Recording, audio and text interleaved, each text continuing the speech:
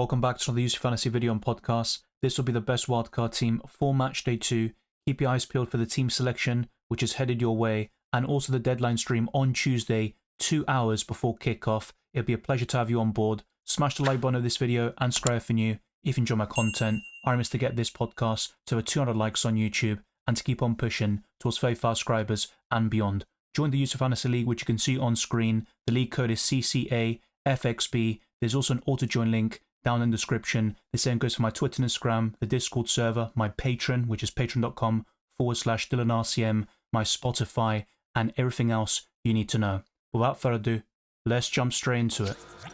We start off with a 100 million budget, just like in FPL. We do get a 5 million increase for the knockout stages from Matchday 11 and beyond, but for now it's 100 million and there are no price changes until Matchday 3 essentially, so there's still a little while to go until we can see players go up in price or go down, and that's primarily based on their performances in UCL Fantasy rather than transfer activity like it would be in FPL. And unlike the Limitless, you do have budget restrictions here, and the changes are permanent. They're not just a one match day thing like a free hit or Limitless chip would be. Now, if you want to see all the breakdowns on the best time to use the wildcard or Limitless chips, then check out my chip strategy guide, which I made several weeks ago and it's still applicable. My current plan is to use the Limitless between match days 2 to 7, and you can see all the reasons why in that particular podcast. And as for the wildcard, I would like to save it for later in the competition, but I'm open to using it throughout the group stages. Let's get straight into this team though, starting with the two goalkeepers.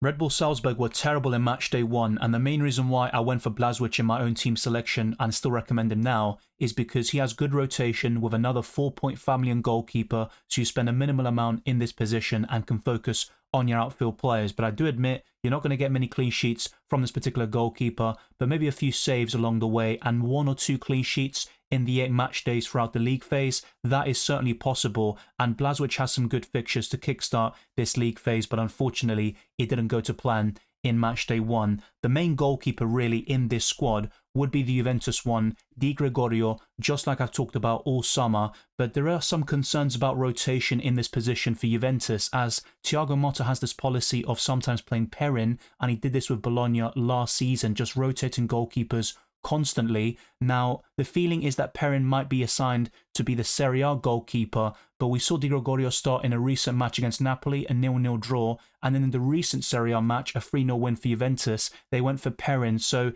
if this also carries on to the Champions League, this could cause major concerns, and you just rather go for a Kobel at 5 million despite facing Real Madrid in Matchday 3, and you've also got the likes of David Raya playing in one of the best defences in Europe, and he's had a great season so far for the Gunners. So there are some concerns about this goalkeeper pairing, but you will get no clashes whatsoever. They play on different days for the first 7 match days of the league phase. Now in match day 8, it's inevitable that you're going to get every single game happening at the same time, so you can't make goalkeeper substitutions. But the reason why I've gone for these two, they cost 4.5 million. There is save potential there, of course. Juventus haven't conceded a single goal in Serie A, but did concede late on in Matchday 1 against PSV Eindhoven, a late consolation in that 3-1 victory. And you also spend that minimal amount, you can focus on the outfield players, and you have some decent fixtures along the way, and no clashes until Matchday 8. Barcelona had a poor start to the Champions League campaign, losing 2-1 to Monaco after Eric Garcia was sent off, but I still believe Cubarsí is a great option at 4.5 million with ball recovery potential, offering tremendous value because he starts week in week out for Barcelona at 17 years of age, and I can see several clean sheets in the league phase. Not in Matchday 3 against Bayern Munich, but you've got young boys at home in Matchday 2. That's a great chance for Hansi Flick to get a comprehensive victory, a clean sheet, and possibly a very big scoreline as well. I think Cubarsí is going to be one of the best 4.5 million defenders in the game, but there is fierce competition at this price point, and that includes a Serbi from Inter Milan. He kept the clean sheet at Man City, at the Etihad of all places, with 7 points overall. He can get ball recoveries, and you've got plenty of options in that Inter Milan defence with Carlos Augusto. You've also got Bisek and Sommer in goal, but a Serbi might offer the best value at 4.5 million. Let's also look to more attacking options in this defensive line, and that includes Grimaldo, who got 12 points in Matchday 1, and across all competitions, he's had a great start to the campaign, getting multiple goal contributions, but Frimpong is just as good of an asset. The reason why I went for the Spaniard is because he's been in better form compared to the Dutchman, who had a somewhat shaky start, but of course, against Feyenoord away from home, he also got a few goal contributions with 2 UCL Fantasy assists, and Grimaldo, of course, scored a goal, which was very impressive and very welcome in my UCL Fantasy team. Let's now complete this defensive line with another solid option with several goals in this Premier League season, and that's going to be Gabriel. Can he do it in the Champions League? He hasn't scored in this competition yet, but I think PSG at home isn't a bad shout. I know it's not the greatest of fixtures in Matchday 2, but Arsenal still have a decent run in the league phase, and they can keep clean sheets against anybody, even the best of teams in the world, and that includes Paris Saint-Germain, who will be a very tricky test at the Emirates. And finally, let's complete this squad with one of the best right-backs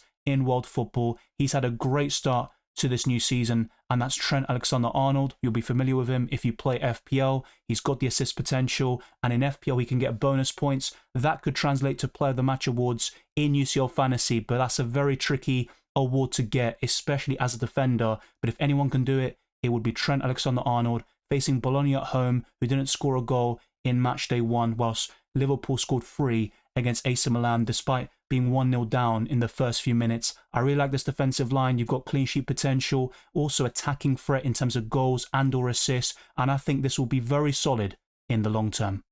It's rare to see a 17-year-old footballer with so much quality. There's probably a handful of examples throughout the years like Mbappe, maybe all the way back to Pele many decades ago, but Yamal has that special talent and he's adding goals to his game, which means it's probably over for the rest of La Liga and possibly in the Champions League. He has 4 goals and 5 assists in the league so far this season. Despite being benched in the recent game, he came on as a late substitute and scored a consolation goal in Barcelona's 4-2 defeat. And in the Champions League, he also scored against Monaco, and I just think he's a brilliant talent. He's mainly a creative outlet. He's a fantastic dribbler with obviously a lot of pace, but he also has that eye for goal, and I think his biggest quality is the decision making, and with that rest very recently, he's a great captaincy option for Matchday 2 in UCL Fantasy. But let's now move on to a budget option, another top talent, and that's going to be Jamie Gittins from Borussia Dortmund. Now, he was subbed off with an injury in the latest Bundesliga match, but he got a brace off the bench in Matchday 1, so I really like him as a 5 million option. You do have some alternatives like the Celtic players Maeda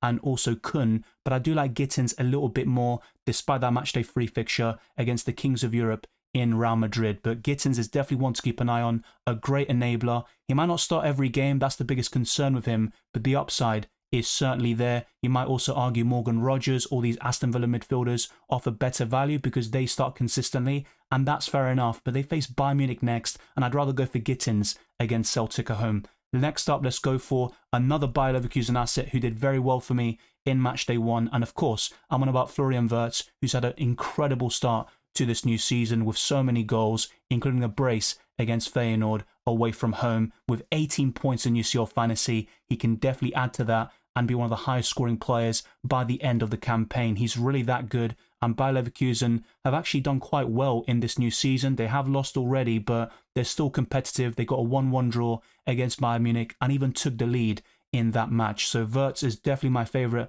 Bayer Leverkusen asset, but the likes of Grimaldo and Frimpong might have something to say about that, and Boniface up front is always a decent option. But now we've got 2 midfielder slots left, and I'm going for a 6 million option here in Joshua Kimmich, who got 12 points, another one in my own team selection. I'm very happy with him. He's got Player of the Match award potential, ball recoveries, the odd assist and goal in him. So I really like Kimmich as a jack of all trades, and I think he's underpriced at 6 million. He could easily be 7 to 8, and I don't think anyone would bat an eyelid in UCL Fantasy. And finally, we're going to go for one of the best wingers in world football. He's had some poor performances here and there, but he's still getting the goals very consistently, and that's Mohamed Salah facing Bologna at home. That is a great option to have in the long term, not just in Matchday 2, and he only costs 10 million in UCL Fantasy compared to FPL where he's 12.5 million and constantly rising. I'd highly recommend Salah if you can, and you've also got the likes of Bellingham and Saka at 9 million.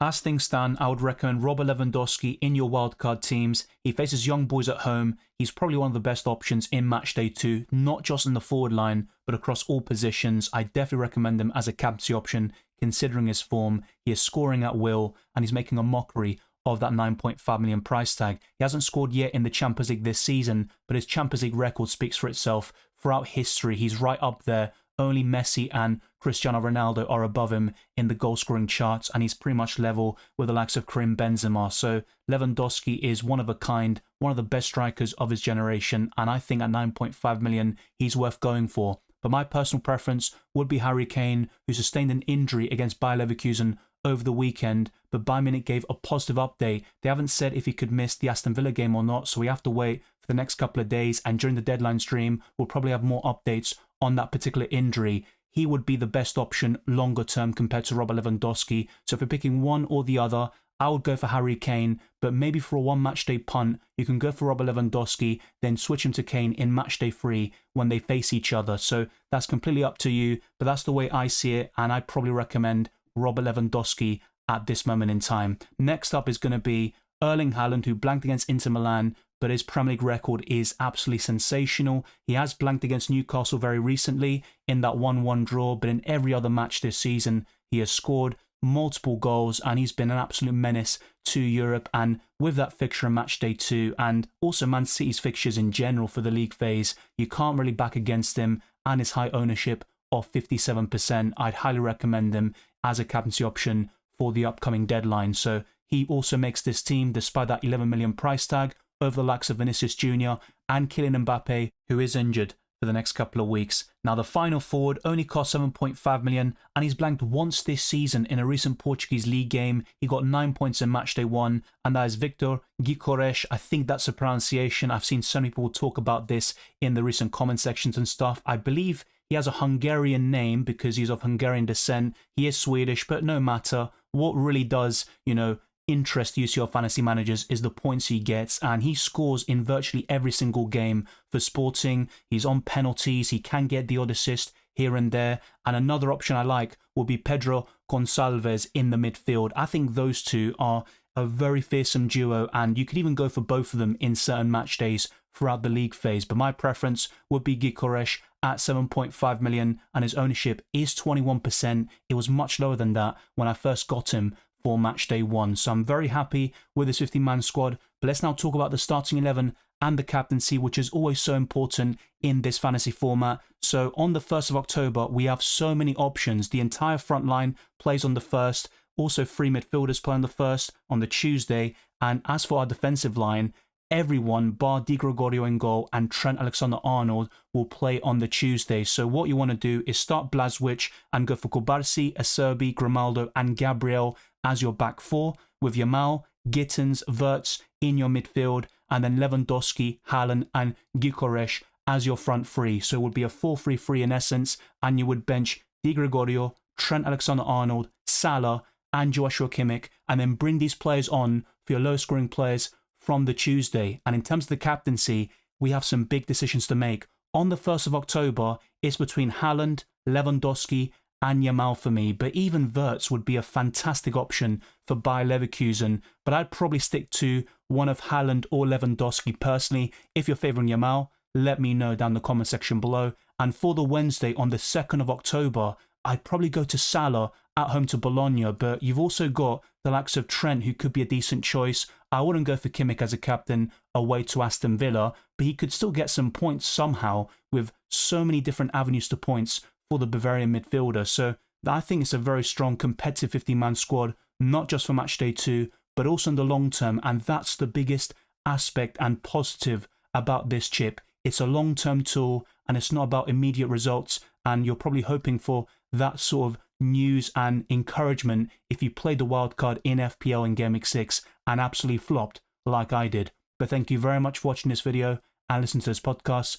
If you enjoyed it or found it useful, then be sure to smash the like button and subscribe for new. I promise to get this to the 200 likes and to keep on pushing towards 35 subscribers and beyond. Follow me on Twitter and Instagram, DylanRCM, and check all the other links in the description below for my Patreon and the championships for early access to my videos, amongst many other perks, the Discord server, UCL Fantasy League, Draft Hound, as well as Spotify. Leave a 5-star review on my podcast. It goes a long way to supporting my channel. I wish you all the best of luck for match day 2 and the rest of the tournament, and I'll see you next time.